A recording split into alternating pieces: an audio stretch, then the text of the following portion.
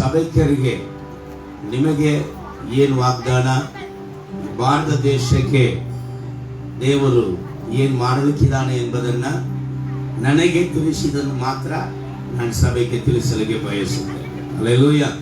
ಅನೇಕರಿಗೆ, ಅನೇಕ ಪ್ರವಾದಿಗಳಿಗೆ ದೇವರು ಅನೇಕ ಕಾರ್ಯಗಳು ತಿಳಿಸುವುದು ಉಂಟು.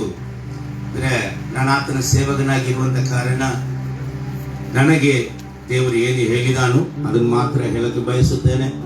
ನನಗೆ ಹೇಳಿದದೆಲ್ಲ ನಡೆದಿತ್ತು ಎಂಬುದಾಗಿ ನನ್ನ ಬಗ್ಗೆ ಹೆಚ್ಚಿ ಹೇಳಿಕೊಳ್ಳುವುದಕ್ಕಾಗಿ ಅಲ್ಲ. ಹಲ್ಲೆಲೂಯಾ. ಇದು ಕರ್ತನು ಮಾತನಾಡುವವನು, ಯಾವುದೇ ಕಥೆಯಾಗಿರಲಿ, ಮಾತು ಕರ್ತನದು. ಹಲ್ಲೆಲೂಯಾ. Price lord. ದೇವರ ನಾಮಕ್ಕೆ ಮಹಿಮೆ ಉಂಟಾಗಲಿ. ಮೊದಲನೇದಾಗಿ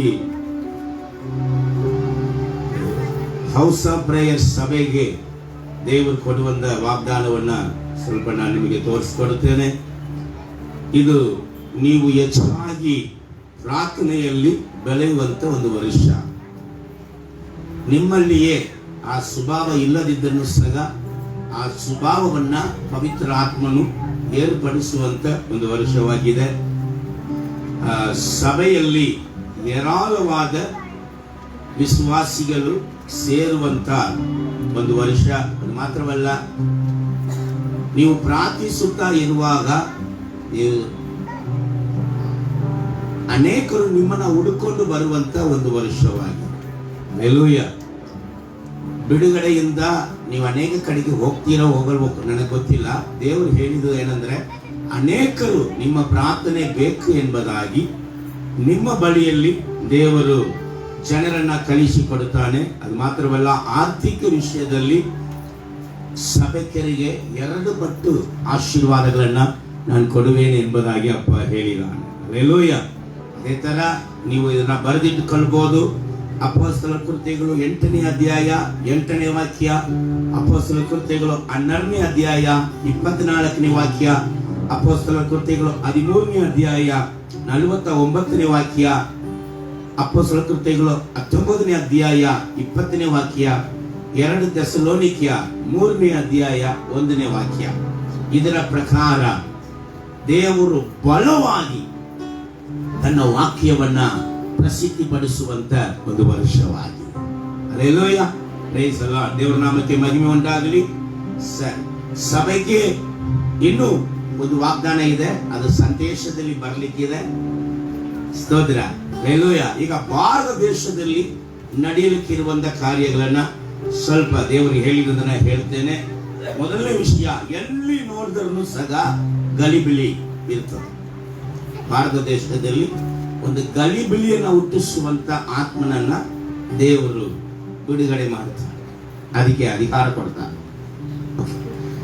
ದೇಶದಲ್ಲಿ ಎಲ್ಲಿ ನೋಡಿದ್ರು ಹೋರಾಟಗಾರರು ಹೋರಾಟ ಮಾಡ್ತಾ ಇರ್ತಾರೆ.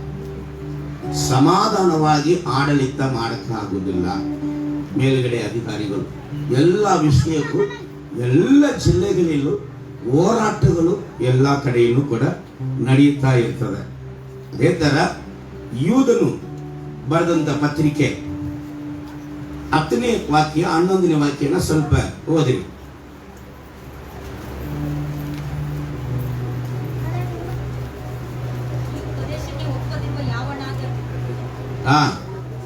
ಈ ಉಪದೇಶಕ್ಕೆ ಒಪ್ಪದಿರುವ ಯಾವನಾದರೂ ನಿಮ್ಮ ಬಳಿಗೆ ಬಂದರೆ ಅವನನ್ನು ಮನೆಯೊಳಗೆ ಸೇರಿಸಿಕೊಳ್ಳಬೇಡಿರಿ, ಅವನಿಗೆ ಶುಭವಾಗಲಿ ಎಂದು ಹೇಳಬೇಡಿರಿ. 10ನೇ ವಾಕ್ಯ 11ನೇ ವಾಕ್ಯ ಯೂದನ ಪತ್ರಿಕೆ.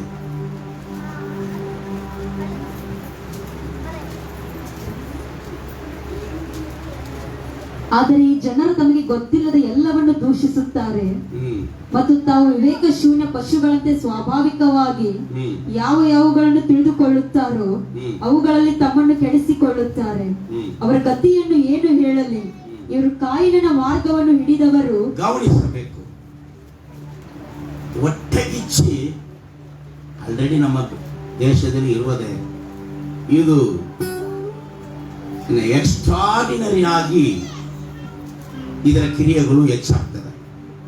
ಅವಶ್ಯ ಇಲ್ಲದೆ ಜನರು ಹೊಟ್ಟೆಗಿಚ್ಚಿ ಆಗುವಂತ ಒಂದು ಕಾರ್ಯ, ಕಾಯಿನ ಮಾರ್ಗ, ಕೊಳೆ ಭಯಂಕರವಾಗಿ ನಡೆಯುವಂತ ಒಂದು ವರ್ಷ. ಹೊಟ್ಟೆಗಿಚ್ಚಿ ಕೊಳೆ ಮತ್ತೆ ಓದಮ್ಮ. ಇವರು ಕಾಯಿನನ ಮಾರ್ಗವನ್ನು ಹಿಡಿದವರು ಆ, ದ್ರವ್ಯ ಸಂಪಾದನೆಗೋಸ್ಕರ ಆ. ಬಿಳಾಮಣ ಭ್ರಾಂತಿಯಲ್ಲಿ ಪೂರ್ಣವಾಗಿ ಮುಳುಗಿದವರು. ಸಂಪಾದನೆಗೋಸ್ಕರ ವಿಭಚಾರಗಳನ್ನ ಪ್ರೇರೇಪಿಸುವಂತ ಒಂದು ಕಾರ್ಯಗಳು ಹೇರಾಳವಾಗಿ ನಡೀತದೆ. ಸಾಧ್ಯವಾದರೆ ಈಗಿರ್ತದೆ. ಗಂಡ ಹೆಂಡತಿಯನ್ನ, ಹೆಂಡತಿ ಗಂಡನನ್ನ ವಿಭಚಾರ ಮಾಡಿ ಹೆಂಗಾದ್ರೂ ಸಂಪಾದನೆ ಮಾಡೋಣ ಎಂಬುದಾಗಿ ಹೇಳುವಂತ ರೀತಿಯಲ್ಲಿ ಅಷ್ಟು ಕ್ರೂರವಾಗಿ ಭಾರತ ದೇಶದಲ್ಲಿ ಈ ವರ್ಷದಲ್ಲಿ ನಡೆಯಲಿಕ್ಕಿದೆ. ಸೂಸೈಡ್ ಸ್ಪಿರಿಟ್, ಕೊಲೆ ಹೆಚ್ಚಾಗಿ ನಡೆಯುವಂತ ಒಂದು ವರ್ಷವಾಗಿದೆ. 4ನೇ ಕಾರ್ಯ, ಕ್ರಿಸ್ತನಿಗೆ ವಿರೋಧವಾಗಿ, ಯೇಸು ಕ್ರಿಸ್ತನಿಗೆ ವಿರೋಧವಾಗಿ ಎದ್ದೇಳಿದ್ದಂತ ಸಂಘಟನೆಗಳು ಅಥವಾ ಸಂಘಗಳು ಅದು ಚದರಿ ಹೋಗ್ತದೆ. ಅದರ ಒಳಗಡೆ ಅನೇಕ ಬಿರುಕುಗಳು ಚದರಿ ಹೋಗುವಂತ ಒಂದು ಕಾರ್ಯಗಳನ್ನ ದೇವರು ಮಾಡಲಿಕ್ಕಿದ್ದಾನೆ. ಆದರೆ ಬಡತನ ಇರುವುದಿಲ್ಲ, ದೇಶದಲ್ಲಿ ಬಡತನ ಇರುವುದಿಲ್ಲ. ಮುಚ್ಚಲ್ಪಟ್ಟಂತ ಕಂಪನಿಗಳು ಪುನಃ ಕೆಲಸಗಳನ್ನ ಸ್ಟಾರ್ಟ್ ಮಾಡುತ್ತದೆ. ಸ್ಟಾರ್ಟ್ ಮಾಡುವುದು ಮಾತ್ರ ಅಲ್ಲ, ಬಹಳವಾಗಿ ಅದು ಪ್ರಜ್ವಲಿಸುತ್ತದೆ. ಹಣಕ್ಕೆ ಕಡಿಮೆ ಇರುವುದಿಲ್ಲ, ಬಟ್ ಇದರ ಕಾರ್ಯಗಳು ನಡೆಯಲಿಕ್ಕಿದೆ. ಸಭೆಗಳಲ್ಲಿ ವಿಶ್ವಾಸಿಗಳಿಂದ ದೇವರು ತುಂಬಿಸುತ್ತಾನೆ. ಸಭೆಗಳಲ್ಲಿ ಉಜ್ಜೀವನಕ್ಕೆ ಸಂಬಂಧಪಟ್ಟ ಅಂದ್ರೆ ಉಜ್ಜೀವನಕ್ಕೆ ಅವಶ್ಯವಾದ ಏದುವಾದ ಕಾರ್ಯಗಳು, ಏದುವಾದ ಉಪದ್ರವಗಳು ಮಾತ್ರ ಬರುತ್ತದೆ. ಬಿದ್ದಂತ ಅನೇಕರು ಎದ್ದೇಳುತ್ತಾರೆ. ಈ ವರ್ಷದಲ್ಲಿ ಅನೇಕ ಕ್ರೈಸ್ತರು, main line church, Roman Catholic church ಅಂತ ಇರುವಂತ ಸಂಪ್ರದಾಯದಲ್ಲಿ ಇರುವಂತ ಕ್ರೈಸ್ತರು ಅನೇಕರು ರಚನೆ ಹೊಂದುತ್ತಾರೆ. ಓಕೆ, ಇದು ಇಷ್ಟು ತನಕ ದೇವರು ನನಗೆ ಹೇಳಿದ್ದಾರೆ. ಹಲ್ಲೆಲೂಯಾ. ಇದು ನಮ್ಮ ಭಾರತ ದೇಶದಲ್ಲಿ ನಡೆಯಲಿಕ್ಕಿದೆ. ಹೊರ ದೇಶದಲ್ಲಿ ಏನ್ ನಡೆಯಲಿಕ್ಕಿದೆ ಅಂತ ಸ್ವಲ್ಪ ಹೇಳಿ ಮುಗಿಸ್ತೇನೆ ಒಂದೇ ವಾಕ್ಯದಲ್ಲಿ. ಪ್ರಕಟಣೆ 14ನೇ ಅಧ್ಯಾಯ 8ನೇ ವಾಕ್ಯ. ಅವನ ಹಿಂದೆ ಎರಡನೆಯವನಾದ ಒಬ್ಬ ದೇವದೂತನು ಬಂದು, ಬಿದ್ದಳು ಬಿದ್ದಳು ಬಿದ್ದಲು ಬಿದ್ದಲು, ಬಾಬೇಲ್ ಎಂಬ ಮಹಾನಗರಿಯು ಬಿದ್ದಳು, ಬಾಬೇಲ್ ಎಂಬುದಾದ ಮಹಾನಗರಿಯು ಬಿದ್ದಲು, ಆಕೆಯು ಸಕಲ ಜನಾಂಗಗಳಿಗೆ ತನ್ನ ಅತಿ ಜಾರತ್ವ ಎಂಬ ದ್ರಾಕ್ಷಾರಸವನ್ನು ಕುಡಿಸಿದವಳು ಎಂದು ಹೇಳಿ. ಅತಿ ಜಾರತ್ವವನ್ನ ದ್ರಾಕ್ಷಾರಸ ಎಂಬುದಾಗಿ ಕುಡಿಸಿದವಳು. ಅಂದ್ರೆ ಹೊರ ದೇಶಗಳಲ್ಲಿ ಕರ್ತನು ಒಂದು ಉಜ್ಜೀವನದ ಆತ್ಮವನ್ನ, ಹೇರಾಳವಾದ ತನ್ನ ಜನರು ರಚನೆಯಲ್ಲಿ ದೇವರು ತಿರುಗಿಸುವಂತ ಈ ಕಾಲವಾಗಿದೆ. Hallelujah, praise the Lord. ವಿಶೇಷವಾಗಿ ಕ್ರೈಸ್ತ ದೇಶಗಳಲ್ಲಿ ಹೇರಾಳವಾದ ಜನರು ದೇವರ ಕಡೆಗೆ ತಿರುಗುತ್ತಾರೆ. ಕಾರಣ, ಕರ್ತನು ಈ ಕೊನೆಯ ಕಾಲದಲ್ಲಿ ತನ್ನ ಸಂತತಿಯನ್ನ ಸೇರಿಸುವಂತ ಒಂದು ಕಾಲವಾಗಿದೆ. ಅಲ್ಲಿ ವಿಭಚಾರದಲ್ಲಿ, ಜಾರತ್ವದಲ್ಲಿ ಬಿಟ್ಟಂತ ಜನರು ಪುನಃ ಸತ್ಯ ದೇವರ ಕಡೆಗೆ ತಿರುಗುವಂತ ಕಾರ್ಯ ಹೊರ ದೇಶಗಳಲ್ಲಿ ನಡೆಯುತ್ತದೆ. ಇದಕ್ಕೆ ಸಂಬಂಧಪಟ್ಟ ಕಾರ್ಯಗಳನ್ನ ದೇವರು ಮಾಡುತ್ತಾರೆ. ಹಲ್ಲೆಲೂಯಾ. ಕರ್ತಂದಾನೆ ಇದರ ಕಾರ್ಯಗಳನ್ನು ಆಶೀರ್ವದಿಸಲಿ. ಈಗ ಕರ್ತನು ನಮ್ಮ ಸಭೆಗೆ ಕೊಟ್ಟಂತ ಹೊಸ ವರ್ಷ ಸಂದೇಶಕ್ಕೆ ನಾವು ಹೋಗುವಂತ ಸಮಯ. ಕಣ್ಣಲ್ಲಿ ಮುಚ್ಚಿಕೊಂಡು ಪ್ರಾರ್ಥಿಸೋಣ. Thank you Jesus. Hallelujah. Thank you Lord.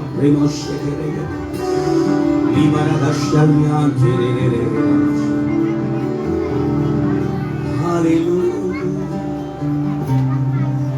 ಮಹಿಮೆಯೇ ಮಹತ್ವವೇ ನಿನ್ನನ್ನೇ ನಾ ಆರಾಧಿಸುವೆ. ನನ್ನ ಜೀವಿತದಿ ನಿನ್ನ ಕೃಪೆಯೇ ನಿನಗಾಗಿದೆ. ನಾ ಜೀವಿಸುವೆ. ಮಹಿಮೆಯೇ ಮಹತ್ವವೇ ನಿನ್ನನ್ನೇ ನಾ ಆರಾಧಿಸುವೆ. ನನ್ನ ಜೀವಿತದಿ ನಿನ್ನ ಕೃಪೆಯೇ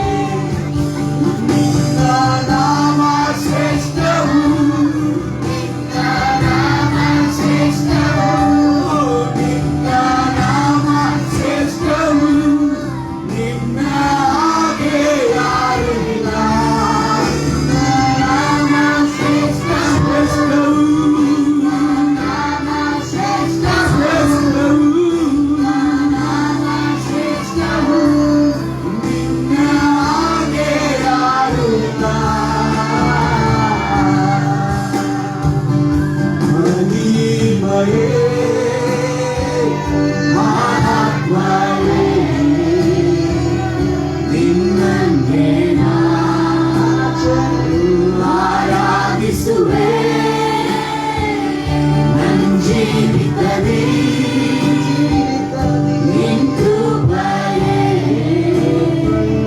ನಿನಗಾಗಿಯೇ ನಾ ಜೀವಿಸುವೆ, ನಿನಗಾಗಿಯೇ ನಾ ಜೀವಿಸುವೆ. ಹಲ್ಲೆಲೂಯಾ. ಕೀರ್ತನೆ 65ನೇ ಅಧ್ಯಾಯ 11ನೇ ವಾಕ್ಯ. ವರ್ಷಕ್ಕೆ ನಿನ್ನ ಸುಭಿಕ್ಷ ಕಿರೀಟನ್ನು ಇಡುತ್ತಿ. ವರ್ಷಕ್ಕೆ 2021ನೇ ವರ್ಷಕ್ಕೆ ಹೌಸ್ ಆಫ್ ಪ್ರೇಯರ್ ಕುಟುಂಬವೇ, ಹಲ್ಲೆಲೂಯಾ, ಈ ಸಂದೇಶವನ್ನ ಕೇಳುವಂತ ಪ್ರತಿಯೊಂದು ದೇವ ಜನರೇ, ಈ ವರ್ಷ ದೇವರು ಸುಭಿಕ್ಷ ಕಿರೀಟವನ್ನ ಕೊಡುವಂತ ವರ್ಷವಾಗಿದೆ. ಹಲ್ಲೆಲೂಯಾ. ಸ್ವಲ್ಪ ಸಂತೋಷವಾಗಿ ಆಮೇಲೆ ಹೇಳ್ರಲ್ಲ. ಹಲ್ಲೆಲೂಯಾ. ಮತ್ತೆ ಕೆಳಗೋಗಮ್ಮ. ನಿನ್ನ ಮಾರ್ಗಗಳಲ್ಲಿ ಸಮೃದ್ಧಿಯನ್ನು ಸುರಿಸುತ್ತಿ. ನಿಮ್ಮ ಮಾರ್ಗಗಳಲ್ಲಿ ನನ್ನ ಕರ್ತನಾದ ಯೇಸು ಕ್ರಿಸ್ತನು ಸಮೃದ್ಧಿಯನ್ನ ಸುರಿಯ ಮಾಡುವಂತ ವರ್ಷವಾಗಿದೆ. ಹಲ್ಲೆಲೂಯಾ. Praise the Lord. ಎಷ್ಟು ವೇದನೆ ಪಟ್ಟಿದ್ದೀರೋ ಅದಕ್ಕೆ ಬದಲಾಗಿ ನಗು.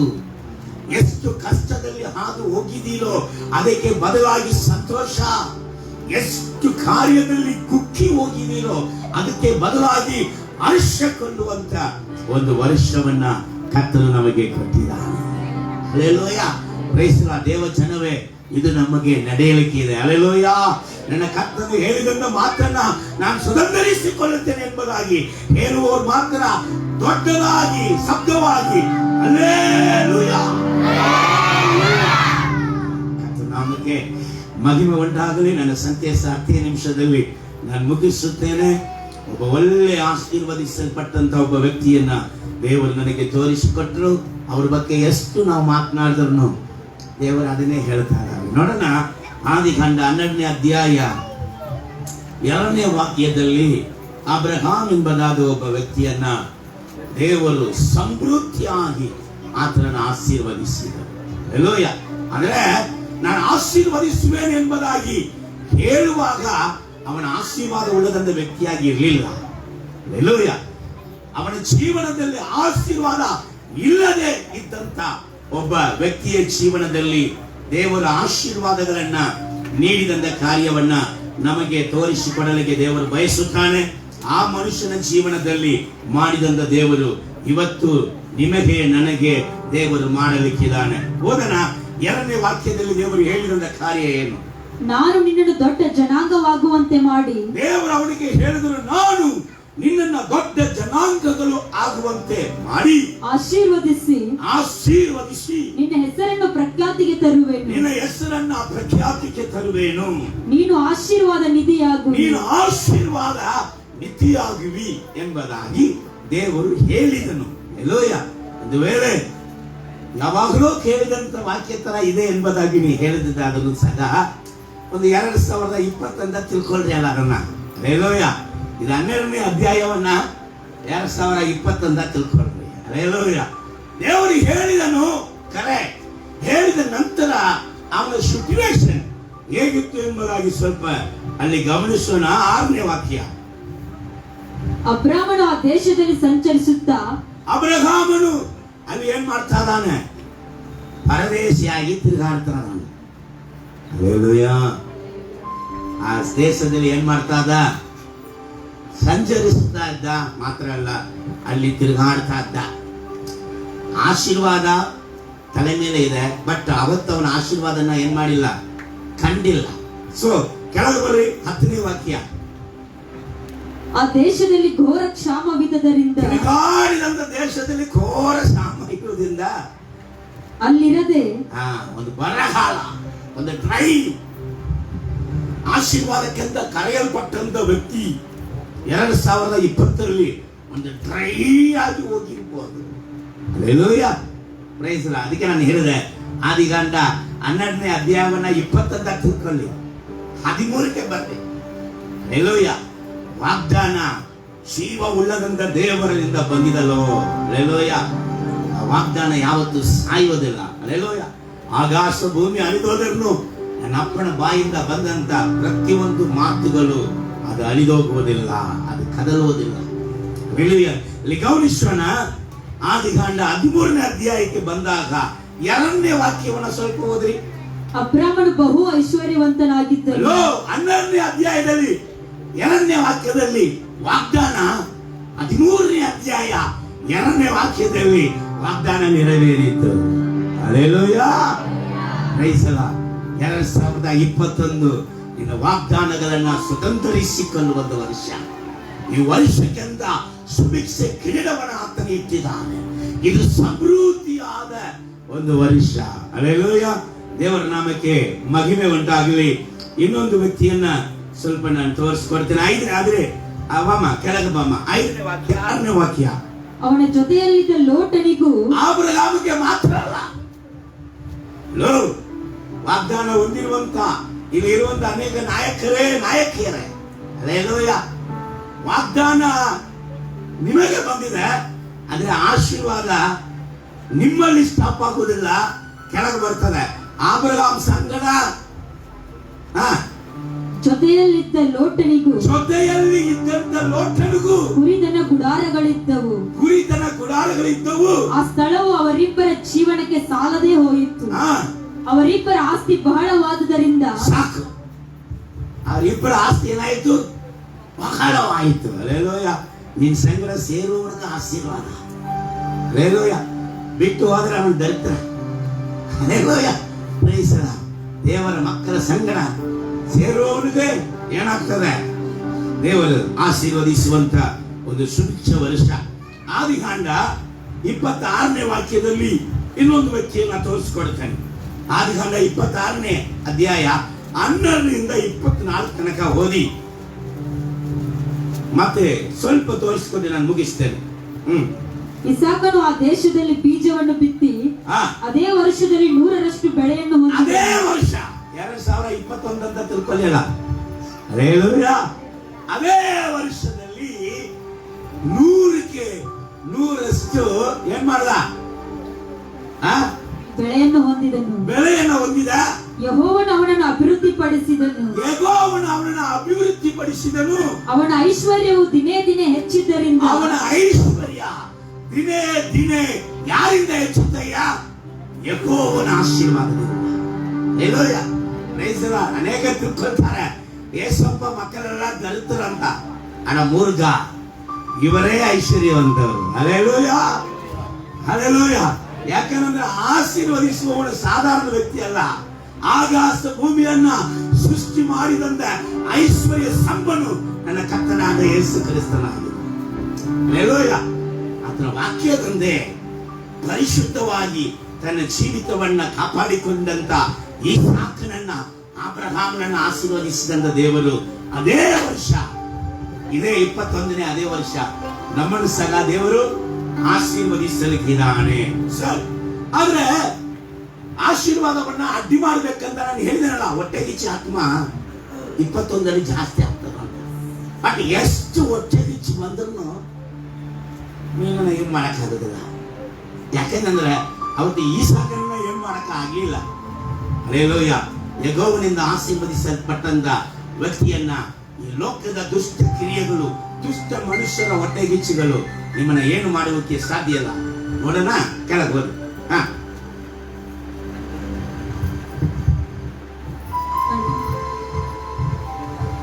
ಕಂಟಿನ್ಯೂ ಮಾಡು. ಅವನ ಐಶ್ವರ್ಯವು ದಿನೇ ದಿನೇ ಹೆಚ್ಚಿದ್ದರಿಂದ ಬಹು ಧನವಂತನಾದನು.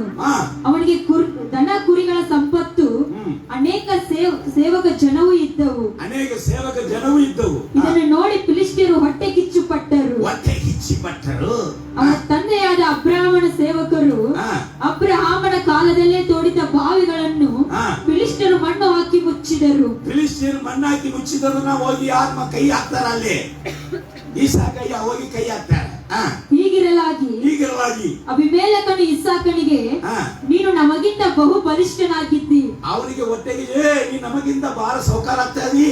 ಆದುದರಿಂದ ನಮ್ಮ ಬಳಿಯಿಂದ ಹೊರಟು ಹೋಗಬೇಕು ಎಂದು ಹೇಳಿ, ನಮ್ಮ ಬಳಿಯಿಂದ ನೀನು ಹೋಗಿ ಎಂಬುದಾಗಿ ಆ ಹೊಟ್ಟೆಗಿಚ್ಚಿಂದ ಅವನ್ನ ಓಡಿಸ್ತಾನೆ. ಹಲ್ಲೆಲೂಯಾ. ಇಸಾಕನು ಅಲ್ಲಿಂದ ಹೋಗಿ ಗೆರಾರ್ ತಗ್ಗಿನ ಬಯಲಿನಲ್ಲಿ ಬಿಡಾರ ಮಾಡಿಕೊಂಡು ಅಲ್ಲಿ ವಾಸವಾಗಿದ್ದನು. ಸರಿ. ಅಬ್ರಹಾಮನು ತೋಡಿಸಿದ ಬಾವಿಗಳನ್ನು ಅವನ ಸತ್ತ ಮೇಲೆ ಫಿಲಿಷ್ಟಿಯರು ಮುಚ್ಚ ಆಗಿದ್ದರಿಂದ ಹಾ. ಇಸಾಕನು ಅವುಗಳನ್ನು ತಿರುಗಿ ತೆಗಿಸಿ ತಂದೆ ಇಟ್ಟಿದ ಹೆಸರುಗಳನ್ನೇ ಇಟ್ಟನು. ಇಸಾಕನ ಸೇವಕರು ತಗ್ಗಿನಲ್ಲಿ ಅಗಿಯುವಾಗ ಹಾ. ಅವರಿಗೆ ಸೆಲೆ ನೀರಿನ ಬಾವಿಯು ಸಿಕ್ಕಿತ್ತು.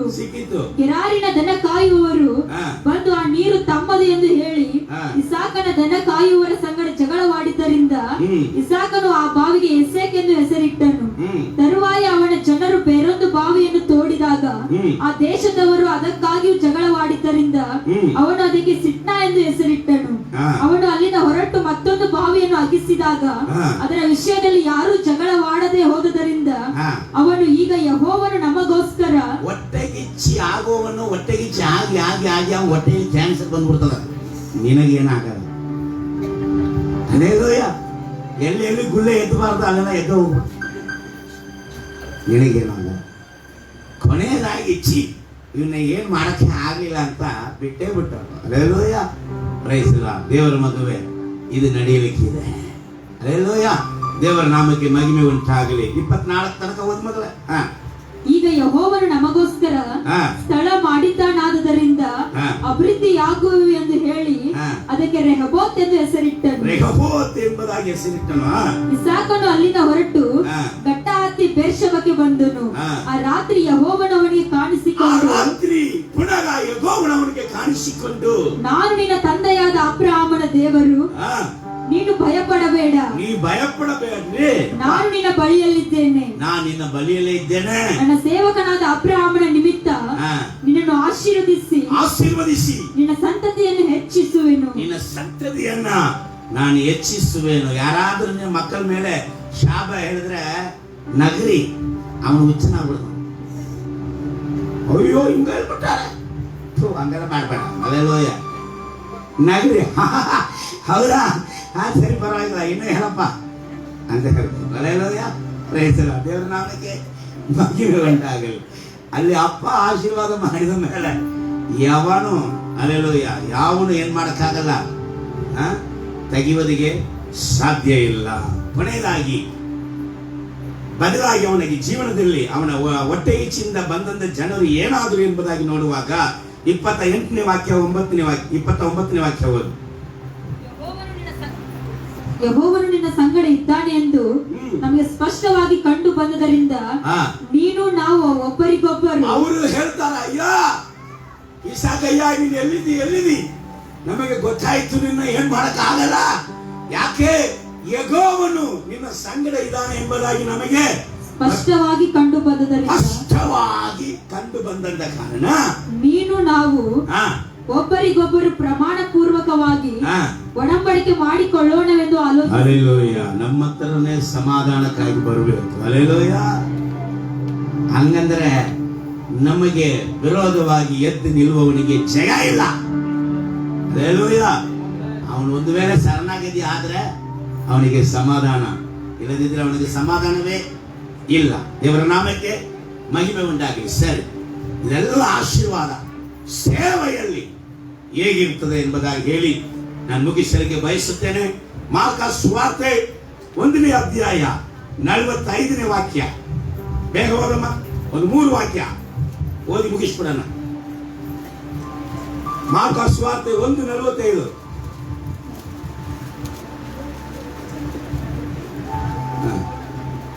ಆದರೆ ಅವನು ಹೊರಟು ಹೋಗಿ ಆ ಸಂಗತಿಯನ್ನು ಬಹಳವಾಗಿ ಸಾರಿ ಹಬ್ಬಿಸಿದ್ದರಿಂದ ದೇವರು ಒಬ್ಬನಿಗೆ ಸ್ವಸ್ಥಪಡಿಸಿ ಅದ್ಭುತ ಮಾಡಿ ಯಾರಿಗೆ ಹೇಳ್ಬಾರ್ರಪ್ಪ ಅಂದ್ರು. ಆದ್ರೆ ಅವನು ಸುಮ್ಮನೆ ಇರಲಿಲ್ಲ. ಹಲ್ಲೆಲೂಯ. ದೇವರ ಮೂಲಕ ನಿನ್ನಿಂದ ಸಹಾಯ ಹೊಂದಿದವನನ್ನ ನೀನು ಸುಮ್ಮನೆ ಇರು ಎಂಬುದಾಗಿ ಸೇವೆಯಲ್ಲಿ ಹೇಳಿದರೂ ಸಹ ಅವನು ಸುಮ್ಮನೆ ಇರುವುದಿಲ್ಲ. ಹಲ್ಲೆಲೂಯ. ಬದಲಾಗಿ ಏನ್ ಮಾಡಿದವ? ಆ ಸಂಗತಿಯನ್ನು ಬಹಳವಾಗಿ ಸಾರಿ ಹಬ್ಬಿಸಿದ್ದರಿಂದ, ಸಂಗತಿಯನ್ನು ಬಹಳವಾಗಿ ಸಾರಿ ಹಬ್ಬಿಸಿದಿಂದ ಯೇಸು ಬಹಿರಂಗವಾಗಿ ಇನ್ನು ಯಾವ ಊರೊಳಕ್ಕೆ ಹೋಗಲಾರದೆ. ಯಾಕೆ ಗೊತ್ತಾ? ಅಷ್ಟು ಬಿಸಿ ಆಗ್ಬಿಟ್ಟವ್ರದೆ. ಹಲ್ಲೆಲೂಯ. ಸೇವೆಯಲ್ಲಿ ಏನು ಒಬ್ಬನು ಇಲ್ಲ, 5 ಜನ ಇಲ್ಲ, 10 ಜನ ಇಲ್ಲ, ಇದ್ದವನು ಇಲ್ಲ ಅಂತ್ಯಾ. ಹಲ್ಲೆಲೂಯ. Praise the Lord. ಸೇವೆಯಲ್ಲಿ ಕರ್ತನು ನಿನ್ನನ್ನು ಆಶೀರ್ವದಿಸುವಾಗ ನೀನು ಬಿಸಿಯಾಗಿ ಕೆಲವೊಂದು ಫೋನನ್ನ ಕಟ್ ಮಾಡಬೇಕು, ಅಲ್ಲಿ ಹೋದ್ರೆ ಮೀಟಿಂಗ್ ಹೋದ್ರೆ ಅಲ್ಲಿ ಓಡಿ ಬರಬೇಕು. ಹಲ್ಲೆಲೂಯ. Praise the Lord. ಆ ರೀತಿಯಾಗಿ ನನ್ನ ದೇವನು ಸತ್ಯವುಳ್ಳವನು, ನೀ ನಂಬುವುದಾಗಲಿ. ಹಲ್ಲೆಲೂಯಾ. ದೇವರ ನಾಮಕ್ಕೆ ಮಹಿಮೆ ಉಂಟಾಗಲಿ. ಓದಮ್ಮ. ಹೊರಗೆ ಅಡವಿಯ ಸ್ಥಳಗಳಲ್ಲಿ ಇದ್ದನು ಮತ್ತು ಜನರು 4 ಕಡೆಯಿಂದಲೂ ಆತನ ಬಳಿಗೆ ಜನರು 4 ಕಡೆಯಿಂದಲೂ. ಹಲ್ಲೆಲೂಯಾ. ಸೇವಕನೇ, ಸೇವಕಿಯೇ, ಹೌಸ್ ಆಫ್ ಪ್ರೇಯರ್ ಸಭೆಯೇ, ಮಿನಿಸ್ಟ್ರಿಯೇ, 4 ಕಡೆಯಿಂದ ದೇವರು ಜನರು ಓಡಿ ಬರುವಂತೆ ಈ ಸೇವೆಯನ್ನ ಆಶೀರ್ವದಿಸುತ್ತಾನೆ, ನಿನ್ನನ್ನು ಆಶೀರ್ವದಿಸುತ್ತಾನೆ. ಅಪೊಸ್ತಲರ ಕೃತ್ಯಗಳು 4ನೇ ಅಧ್ಯಾಯ 4ನೇ ವಾಕ್ಯ.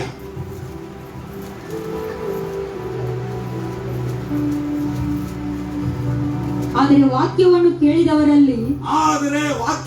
ಕೇಳಿದವರಲ್ಲಿ ಅನೇಕರು ನಂಬಿದರು. ಅನೇಕರು ನಂಬ್ತಾರೆ. ಅಣ್ಣ, ನಾನು ಹೇಳಿದೀನಿ ಅಣ್ಣ, ಎಷ್ಟು ಸತ್ಯ ಹೇಳಿದೀನಿ ಅಣ್ಣ, ಯಾರು ನಂಬ್ತಾ ಇಲ್ಲ ಅಂತ ನನ್ನ ತಂಗಿಗಳು ಬಂದು ಹೇಳ್ತಾರೆ. ಈ ವರ್ಷ ಹಂಗಿರಂಗಿಲ್ಲ ಮಕ್ಕಳ. ಹಲ್ಲೆಲೂಯಾ. ನೀನು ಹೇಳಿದ ಕೂಡಲೇ ನಂಬ್ತಾರೆ. ಹಲ್ಲೆಲೂಯಾ. Praise the Lord. ದೇವರು ಅಂತ ಒಂದು ಹೃದಯಗಳನ್ನ ತೆರೆದು ಇಟ್ಟಿರುವಂತ ಒಂದು ವರ್ಷ. ಹೋಗದನ್ನ ಗಂಡಸರ ಸಂಖ್ಯೆ ಸುಮಾರು 5,000 ತನಕ ಬೆಳೆಯಿತು. ಸಾಕ, ಸ್ಥಳನೇ ಇಲ್ವಲ್ಲ. Praise the Lord. ಸ್ತೋತ್ರ. ಈ ರೀತಿಯಾಗಿ ಅದೇ ಅಭಿವೃದ್ಧಿ ಆಗ್ತದೆ. ಹೆಣ್ಮಕ್ಕಳು ಇದಾರ ಅಲ್ಲಿ? ಗಂಡಸು ಮಾತ್ರ ಇದಾರ? ಹಾಗಾದ್ರೆ ಗಂಡಸಕ್ಕೆ ಮಾತ್ರ ಸಪರೇಟ್ ಸಭೆ ಸ್ಟಾರ್ಟ್ ಮಾಡ್ಕೊಡು. ಹಲ್ಲೆಲೂಯಾ. ಅಪೊಸ್ತಲರ ಕೃತ್ಯಗಳು 5ನೇ ಅಧ್ಯಾಯ 12ರಿಂದ 16 ತನಕ ಓದಿ ಮುಗಿಸಿ. ಇದಲ್ಲದೆ ಅಪೊಸ್ತಲರ ಕೈಯಿಂದ ಅನೇಕ ಸೂಚಕ ಕಾರ್ಯಗಳು. ಅಯ್ಯ ದೇವರ ಮಗುವೆ, ದೇವರ ಮಗಳೇ, ಹಲ್ಲೆಲೂಯಾ. ಈ ಸಾಧಾರಣವಾದ ವ್ಯಕ್ತಿ, ನಾನು ಪ್ರಾರ್ಥನೆ ಮಾಡೋದಕ್ಕೆ ಮಾತ್ರ ಉಪಯೋಗ ಅಂತ ಯಾರು ಹೇಳಿದ? ಸೈತಾನ ಹಂಗೆ ಹೇಳಿದ. ಹಲ್ಲೆಲೂಯಾ. Praise the Lord. ನನ್ನ ಕರ್ತನು ನಿನ್ನ ಕೈಯಿಂದ ಅದ್ಭುತ ಸೂಚಕ ಕಾರ್ಯಗಳನ್ನ ನಡೆಸುವಂತ ಕಾಲ. ಹಲ್ಲೆಲೂಯಾ. ಅಪೊಸ್ತಲರ ಕೈಯಿಂದ ಅನೇಕ ಅದ್ಭುತ ಸೂಚಕ ಕಾರ್ಯಗಳನ್ನ ದೇವರು ನಡೆಸಿದನು. ಅದ್ಭುತ ಕಾರ್ಯಗಳು ಜನರಲ್ಲಿ ನಡೆಯುತ್ತಾ ಇದ್ದವು. ಮತ್ತು ಎಲ್ಲರೂ ಒಗ್ಗಟ್ಟಾಗಿ ಸೊಲೊಮೋನನ ಮಂಟಪದಲ್ಲಿ ಇರುತ್ತಿದ್ದರು. ಅವರ ಜೊತೆಯಲ್ಲಿರುವುದಕ್ಕೆ ಮಿಕ್ಕಾದವರೊಳಗೆ ಒಬ್ಬರಿಗೂ ಧೈರ್ಯವಿರಲಿಲ್ಲ. ಹೊರಗಡೆಯಿಂದವರಿಗೆ ಇವರು ಜನರ ಸೇರುವುದಕ್ಕೆ ಧೈರ್ಯ ಇರಲಿಲ್ಲ. ಆದರೂ ಜನರು ಅವರನ್ನು ಬಹಳವಾಗಿ ಕೊಂಡಾಡುತ್ತಿದ್ದರು. ಮತ್ತು ಇನ್ನು ಎಷ್ಟೋ ಮಂದಿ ಗಂಡಸರು ಹೆಂಗಸರು ಕರ್ತನಲ್ಲಿ ನಂಬಿಕೆ ಇಡುವವರಾಗಿ ಅವರ ಮಂಡಳಿಯಲ್ಲಿ ಸೇರಿಕೊಳ್ಳುತ್ತಿದ್ದರು. ಹಲ್ಲೆಲೂಯಾ. ಒಂದು ವೇಳೆ ಗ್ರಾಮದಲ್ಲಿ ನಮಗೆ ಒಂದು 22-23 ಸಭೆಗಳು ಇರಬಹುದು ಅಂತ ಅನಿಸ್ತಾರೆ. ಅದರಲ್ಲಿ ಎಷ್ಟು ಮುಚ್ಚಲ್ಪಟ್ಟಿದೆ, ಎಷ್ಟು ಇನ್ನೂ ನಡೀತಾ ಇದಾವೆ, ನಾವು ಇನ್ನೂ ಲೆಕ್ಕ ತೆಗೆದಿಲ್ಲ. ಹಲ್ಲೆಲೂಯಾ. ಆದರೆ ಈ ವರ್ಷ ನಾವು ಹೋದ ವರ್ಷನೇ ಪ್ರಾರ್ಥನೆ ಮಾಡ್ತಾ ಇದ್ದೀವಿ, ಒಂದು 50 ಚರ್ಚ್ ಕೊಟ್ಬಿಟ್ಟು ದೇವರ. ಹಲ್ಲೆಲೂಯಾ. Praise the lord. 50 ಸಭೆ ಬೇಕು. ಆಲ್ರೆಡಿ ನಡೀತಾ ಇರುವಂತ ಸಭೆಗಳಲ್ಲಿ ಜನರು ಒಳಗಡೆ ಕೂತ್ಕೊಳ್ಳಕ್ಕೆ ಜಾಗ ಇರದೆ ಹೊರಗಡೆ ನಿಂದಿರಬೇಕು. ಹಲ್ಲೆಲೂಯಾ. Praise the Lord. ಆ ರೀತಿಯಾದ ಕಾರ್ಯಗಳು ನಡೆಯಲಿಕ್ಕಿದೆ. ಕಣ್ಗಳ ಮುಚ್ಚಿ ನಾವು ಪ್ರಾರ್ಥಿಸೋಣ.